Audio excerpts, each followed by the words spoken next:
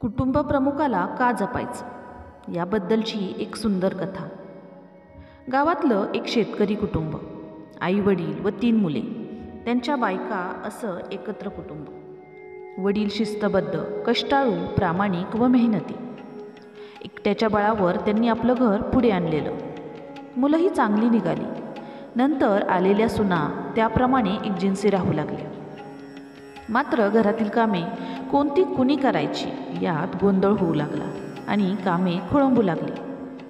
एकीला वाटायचं की हे काम मी का करू, धाकटीने करावं, असं इतर दोघींनाही वाटायचं आणि त्यात गुंता वाढत गेला.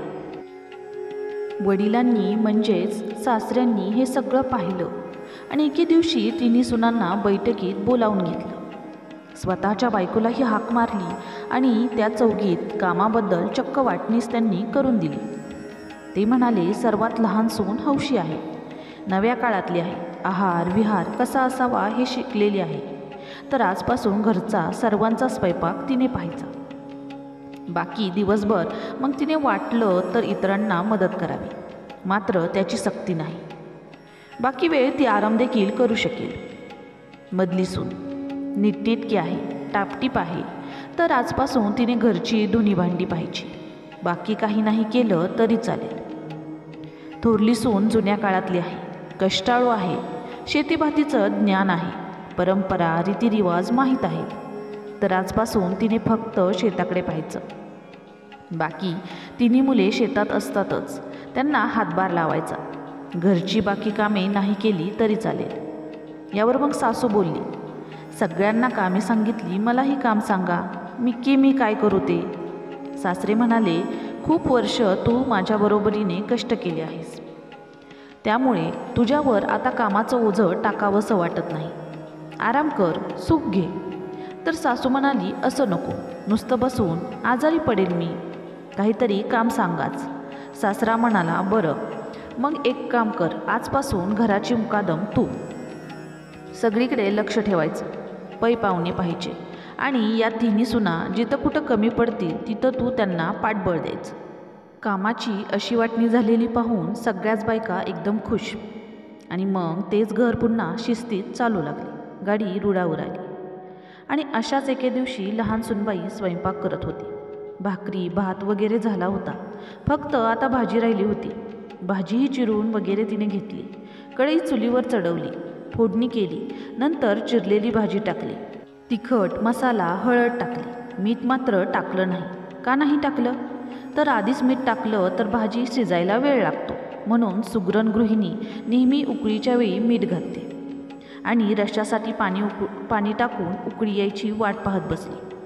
इतक्यात निरोप आला की तिची माहेरी आलेली मैत्रीण आता सासरी जायला निघाली, तर 5 मिनिटं तरी उभ्या उभ्या भेटून यावं असं तिला वाटलं.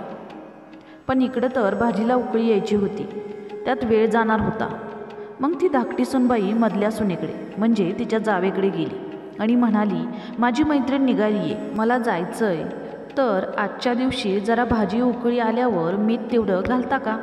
त्यावर मधली जाऊ म्हणाली, माझ्यापेक्षा लहान असून मला काम सांगते, तुला काही संस्कार आहेत की नाहीत, निघ तू, तुझं तू बघ. धाकटी बिचारी नंतर थोरल्या जावेकडे गेली.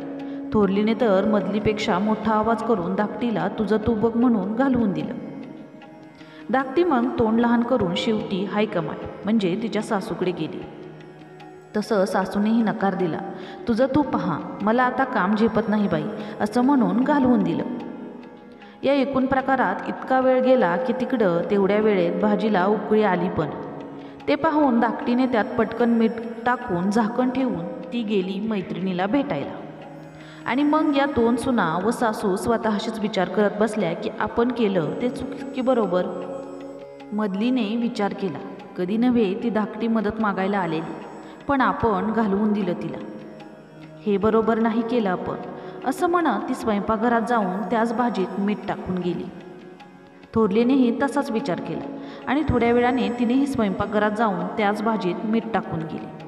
आणि सासूलाही पश्चाताप झालेला, नको होतं इतकं रागवायला तिला, असं म्हणत थोड्या वेळाने तिनेही स्वयंपाकघरात जाऊन त्याच भाजीत मीठ टाकून गेली. सर्वांनी स्वतःच्या मनाला दिलासा दिला की आपण चुकलो होतो, पण नंतर दुरुस्ती केली. पण आता जिथं 1 चमचा मीठ पडायचं होतं त्या भाजीत 4 चमचे मीठ पडलेलं.